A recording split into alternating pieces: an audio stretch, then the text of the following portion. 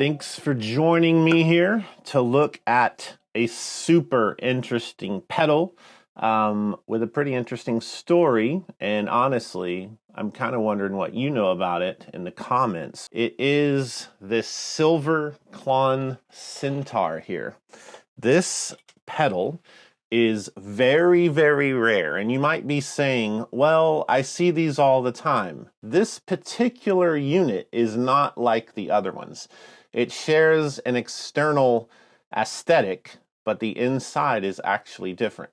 These markers are from the owner that I'm borrowing it from. Big thanks to him for letting me do this. And then this is a standard KTR, and they sound identical to a normal Klon Centaur. I'm at home here in my basement shop. All my Klons are at JHS, so this sounds identical. I don't care what anyone says. I've tested them. So this is a good contrast, and I will shoot these out for you. But first, let's actually look at what makes this different, and it's inside the original box. Here's the box.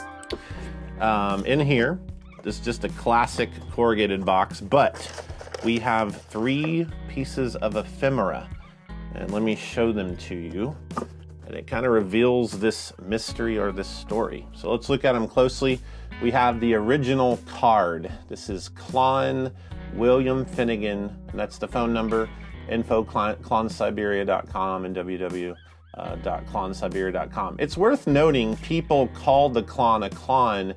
The Klon is the brand name. Centaur is actually the pedal's name.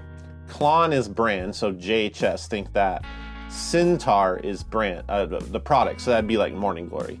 People always get that wrong. It's a little annoying, but that's the original card. Then you have the original kind of manual, just typewriter out, no big deal. But yeah, that's cool to see. And this is what's most revealing and interesting. On 8/24 of 2004, John Brandon, thank you, John, for letting me borrow this. He bought this unit, base unit, for $279. My, how the prices have changed. Bought the 9-volt plug. There's a little adapter you need for the 9-volt plug. $3. Shipping was $12, so $294. He bought this base unit. So what's this about? A Klon base unit. Well, this is basically, no pun intended, what that is. It is this. People, I believe, were asking Bill, can I use the Klon on my bass? And yes, you can. Klon sounds great on a bass. But some people were worried about the low-end loss. And so the way pedals, overdrive pedals specifically, work is they have different stages, and they use a component called a capacitor to create high-pass filters. A high-pass filter is a filter that lets the top register of frequency pass, so it kind of shaves off the bass. A low pass shaves the high off. So you hear those two terms, high pass, low pass. So an overdrive pedal will usually have a high pass, and all that it is in the Klon is, you can think of it like this. Think of Lego building blocks. When your guitar goes into a Klon, it's entering into an amplifier. And that amplifier is a chip, it's an op amp, and it has some parts around it. One of those parts is a capacitor, and that's a value there. And when your guitar goes through, the designer chose, just like I have many, many times and everyone else, to high pass and cut some of the low end off before it hits that amplifier. And then after that amplifier, you have these 2 diodes that go to ground, and that makes it a hard clipping overdrive. So the Klon, like a DoD 250 or a Distortion Plus, it's a hard clipper. And then it goes past that, that's where the distortion happens, and then to a tone control. And that tone control also has capacitors that set that frequency range. So a lot of times you see people like Brian Wampler, the greatest of all modifiers, Keeley, myself, I followed those guys. We would go in and change those capacitors, and we'd adjust the tone controls and how much bass got in. And bass also means more distortion. If you're pushing and allowing more bass through, it's going to clip a little harder. So what happens here is, in this particular Klon, the capacitors are bigger. It allows more low end through, and because more low end gets through, it sounds bigger, thicker. You could say this is bad or good, but it is different. And I find it pretty fascinating. And being able to look at it and check it out lately has been fun. The song you heard at the beginning, I just laid down a drum machine loop, and then I actually played bass. That bass was through this. And then I tracked rhythm guitar on a hollow body, and you heard me playing this John Mayer PRS Strat. So that was through this, and it's big. It's a chunky sound. But what I want to look at here is, let's compare these, and you just come along for the ride, and let's see what happens. Let's put the knobs at the same place. That's a good place to start. Let's just put them all at noon. I'm going to mute my mic here and just go between these. And one way we're going to do that is we're going to max the treble pot, the tone pot out. And that means it removes this from the circuit. When you max out a tone control like this, you essentially are removing it, because this treble control, it's part of that capacitor and tone network and how the pedal feels. So let's do that.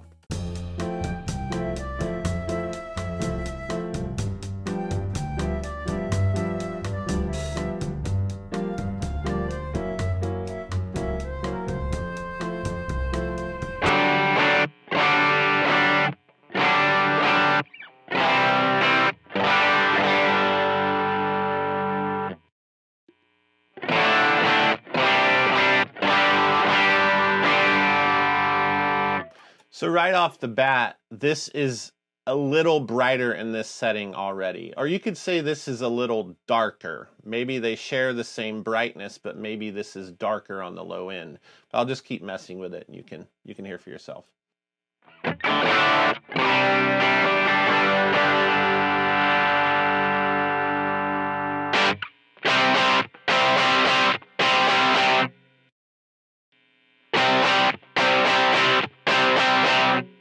Really noticeable difference there. This is just thicker. This is very much brighter on the top end. You hear more pick attack.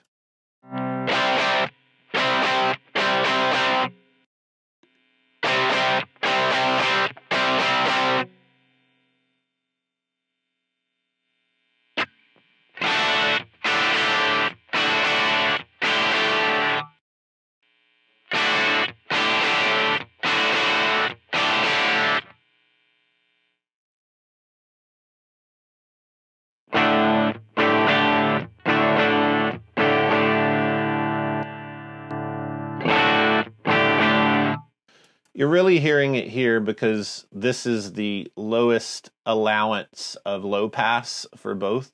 So you're noticing this is not letting as much pass, even with the treble off, and this is letting more through. So I'll demonstrate that some more. It doesn't sound great, but it's showing you the differences.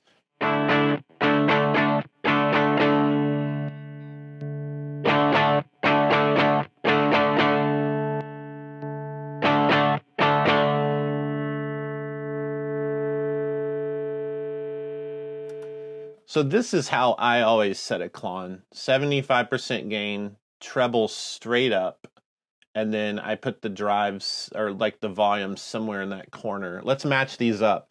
Now this is where you're gonna hear like the absolute most difference is in lead playing. When you have something like a Strat and you're kind of chunking on the strings, there's this allowance in the modified one because there's more bass content getting through, and it's really fascinating. And when you hear it and feel it, YouTube probably won't translate it as well, but it's there, and it's just like thick. It's more like a milkshake, not a slushy, that kind of thing.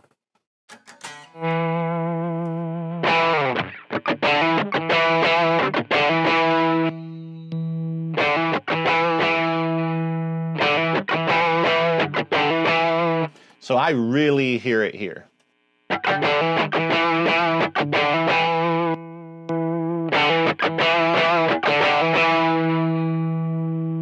Let's go to the neck pickup and go back.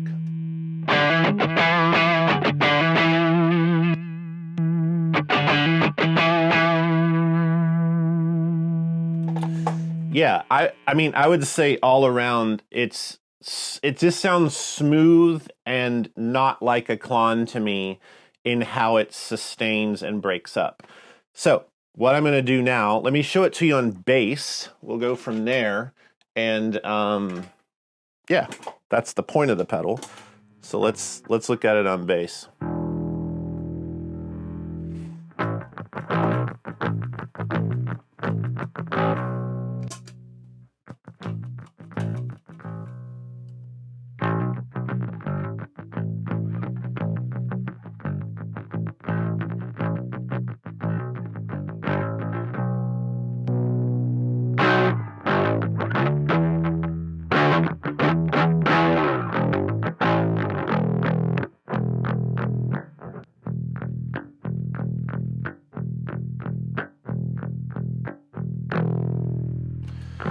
So it really, really retains this bass content, so to speak. So what I'm going to do here is I'm going to leave those settings where they are. I'm going to start a new loop here.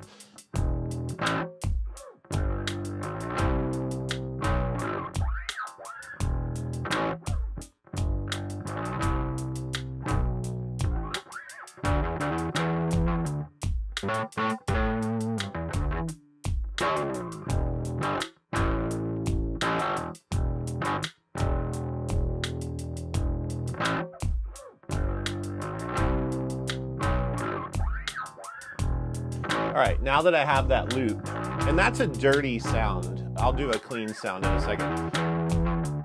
But just to show you, I'll leave the same setting here on the Klon. Turn on some stereo delay and spring reverb.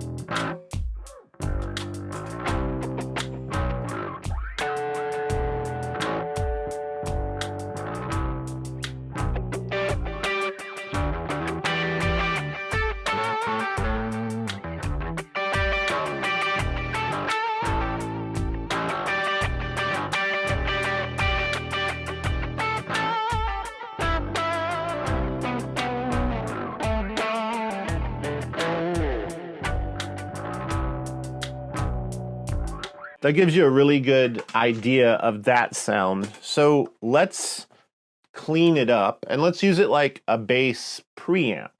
I think that's probably what people were going after. I highly doubt someone was playing it that distorted. Or maybe they did, but I don't think that's what Bill would have intended. So let's leave that spring reverb on the bass and let's turn the gain way down here. Let's see. So yeah, let's turn this way down. Let's kind of match it up. A little trick with the Klon. I've always tested Klons when I built them this way. If the treble's up at noon and the gain is off, you should be able to basically have an exact bypass sound. That's a good mark of a good replica too. Hope that makes sense. Gain off, treble at noon, and you can find, you got to find your unity with the preamp, but for instance, this is off, on. That's a good mark. And then let's turn it up to these markings. So he's a bass player. Let's do what he did here. I'm gonna go more volume. I like it louder, but let's make a loop here.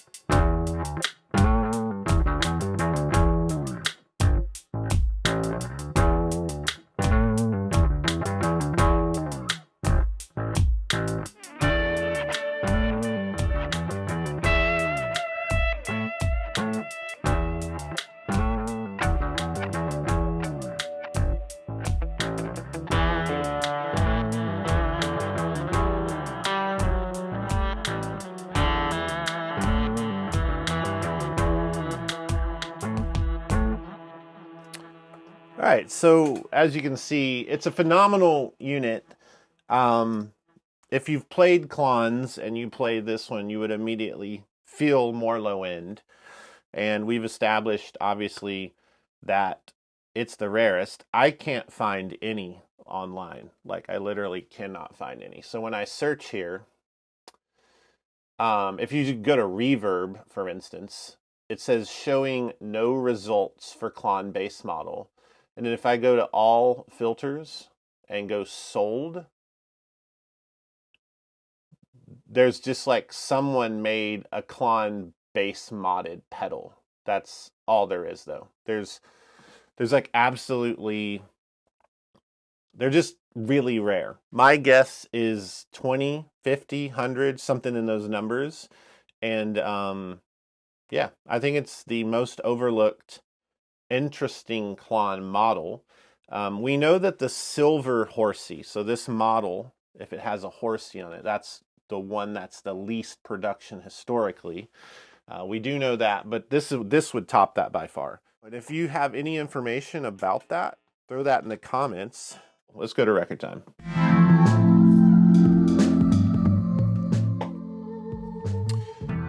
Today's record time is brought to you by 1978's ambient #1 Music for Airports by Brian Eno.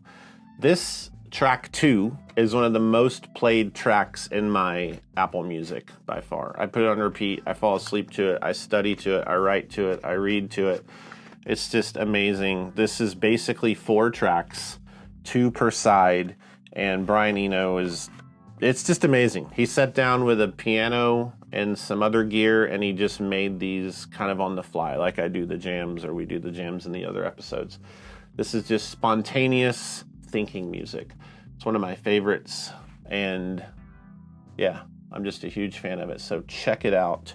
Other than that, this has been a great episode. Thanks for hanging out with me. If you like this, click like, subscribe to the channel, click the bell icon to get notifications of future episodes, and have a wonderful day. Bye-bye.